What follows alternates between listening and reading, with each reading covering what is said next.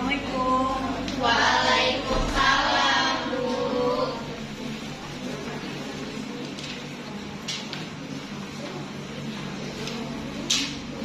Baik, sebelum memulai pembelajaran, Ibu minta untuk ketua kelas silakan memberi doa untuk pembelajaran pada hari ini.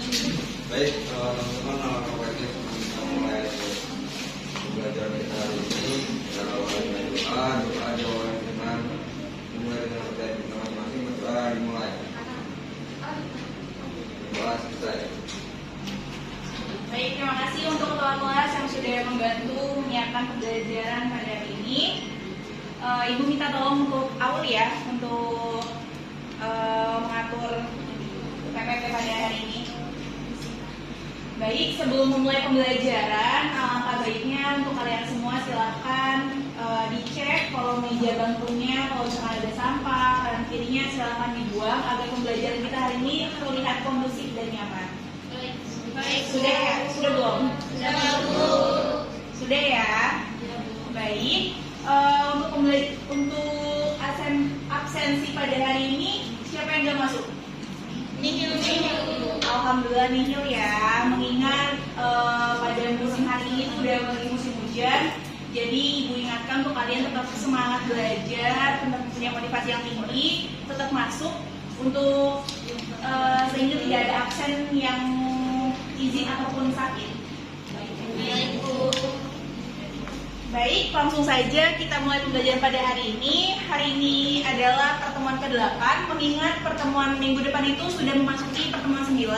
Dan juga Ibu ingatkan, minggu ke-9 itu adalah minggu ujian tengah semester kita. Jadi Ibu harapkan untuk minggu pertemuan 8 ini kalian lebih fokus lagi pembelajaran, agar minggu depan saat kalian ujian tengah semester itu bisa menjawab pertanyaan ataupun soal-soal UTS di minggu depan.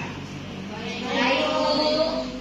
Baik, materi minggu lalu membahas tentang materi apa ya? Permintaan dan penawaran ya. Ada yang tahu nggak nih? Materi minggu lalu itu kan permintaan penawaran. Ada yang tahu nggak permintaan penawaran itu apa sih? Ibu, Silahkan Bella. permintaan adalah jumlah yang dibutuhkan atau diinginkan oleh konsumen, sedangkan penawaran adalah hubungan antara jumlah barang atau jasa yang tersedia. Baik, terima kasih Bella sudah menjawab. Jadi minggu kemarin itu kita adalah membahas tentang permintaan dan penawaran, dan minggu hari ini kita membahas tentang alat tukar pembayaran tunai. Nah, bisa. Oke, jadi pada minggu hari ini poin yang akan dibahas pada materi alat tukar pembayaran tunai itu ada 4, yaitu konsep dari alat pembayaran tunai, yang kedua sejarah uang, yang ketiga pengertian uang, dan yang keempat itu adalah fungsi-fungsi uang. Bisa di next. Dan di sini Ibu sudah membuatkan tujuan pembelajaran kita pada minggu ini. Yang pertama, Ibu mengharapkan kalian dapat memahami konsep dari alat pembayaran tunai. Lalu juga Ibu juga mengharapkan kalian dapat memahami tentang fungsi-fungsi uang pada pertemuan minggu ini. Nah, di sini kita sudah memasuki materi konsep alat tukar pembayaran tunai. Kira-kira apa yang terlintas di pikiran ataupun menurut kalian kalau misalkan Ibu sudah membahas tentang alat tukar pembayaran tunai? Nah, alat dari pembayaran tunai itu apa yang kalian tahu?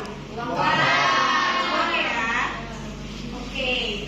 Jadi konsep alat tukar pembayaran tunai ini adalah metode pembayaran yang dimana seseorang ini melakukan pembayaran atau pembelian yang dilakukan untuk bertransaksi, yang dimana mereka ini menggunakan uang tunai seperti uang kertas dan uang logam. Di sini Ibu ada contohnya, yaitu ada uang kertas dan ada uang logam. Oke. Untuk Nova, Desi dan Naila mungkin bisa kondusif ya, bisa diperhatikan materi pada hari ini. Oke, bisa di next. Nah, di sini ada pembahasan tentang apakah uang itu, kapan uang mulai dikenal dan dipakai oleh masyarakat. Pasti kalian bertanya-tanya dong, kapan sih Bu uang ini dikenal ataupun dipakai oleh masyarakat ataupun di kehidupan manusia atau diri kita. Nah, di sini Ibu akan bahas tentang sejarah uang. Kira-kira kalian dari sejarah uang itu apa sih? Nggak tahu, Bu. Nggak tahu ya. Jadi di sini Ibu akan bahas tentang sejarah uang. Bisa dilihat? Nah, di sini ada sejarah uang yang dimana uang itu pertama kali dikenalkan oleh negara Cina pada tahun 2700 sebelum Masehi. Yang dimana uang ini merupakan alat penukar atau pembayaran yang sah, dan uang memiliki dua fungsi, yaitu fungsi asli dan fungsi turunan. Dan lalu juga uang pun memiliki dua jenis, yaitu uang kartal dan uang viral. Dan hari ini kita akan membahas tentang uang kartal, yaitu adalah uang pembayaran tunai, yaitu adalah uang kertas dan uang logam. Dan lalu juga dan dalam pengelolaan uang dilakukan oleh Bank Indonesia. Jadi Bank Indonesia ini memiliki peran penting untuk menjaga kestabilan pada uang. Oke. Mungkin ada yang mau bertanya pada materi sejarah uang pada hari ini? Gak ada ya, Ibu lanjutkan.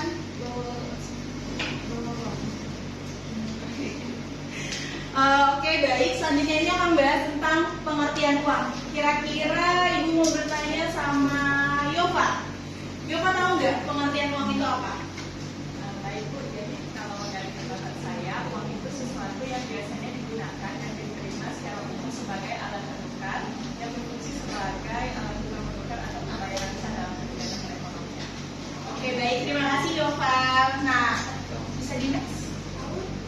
Nah, benar kata Yova, uang adalah alat tukar dalam transaksi ekonomi yang biasanya berupa kertas, logam, atau nilai digital yang dapat diterima sebagai pembayaran untuk barang atau jasa. Nah, di sini ada kalimat nilai digital.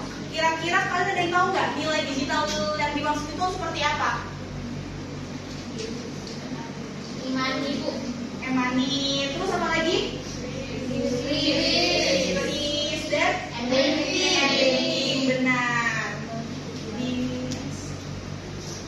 Nah, di sini kita sudah memasuki tentang fungsi-fungsi uang. Di sini ada tentang alat tukar, ada satuan nilai dan penyimpanan nilai. Sebenarnya fungsi-fungsi uang itu banyak, tetapi Ibu ambil 3 fungsi utama pada nilai uang. Di sini alat tukar.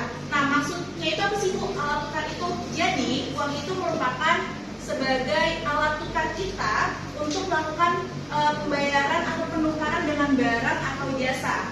Nah, karena sudah ada uang, berbeda dengan zaman dahulu, mereka menggunakan sistem barter dengan barang dan barang. Tetapi pada zaman sekarang ini kita sudah menggunakan uang untuk proses alat tukar kita dengan barang ataupun jasa. Lalu juga yang kedua itu adalah satuan nilai. Nah, maksudnya apa Bu satuan nilai itu?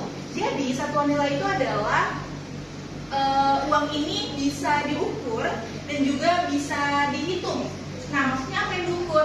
Jadi misalkan di sini Ibu mempunyai uang 50.000. Menurut kalian kira-kira logis nggak kalau misalkan Ibu punya uang 50.000 ini terus Ibu gunakan untuk membeli rumah? Nggak logis ya.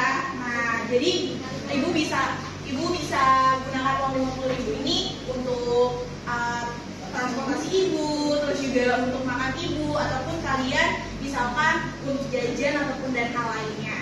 Lalu juga fungsi uang ketiga ini adalah penyimpanan nilai. Jadi maksud dari penyimpanan nilai ini adalah di mana uang ini dapat kita simpan di bank dan nilainya itu pun sama, tidak ada yang berubah jika kita menyimpan uangnya itu di bank.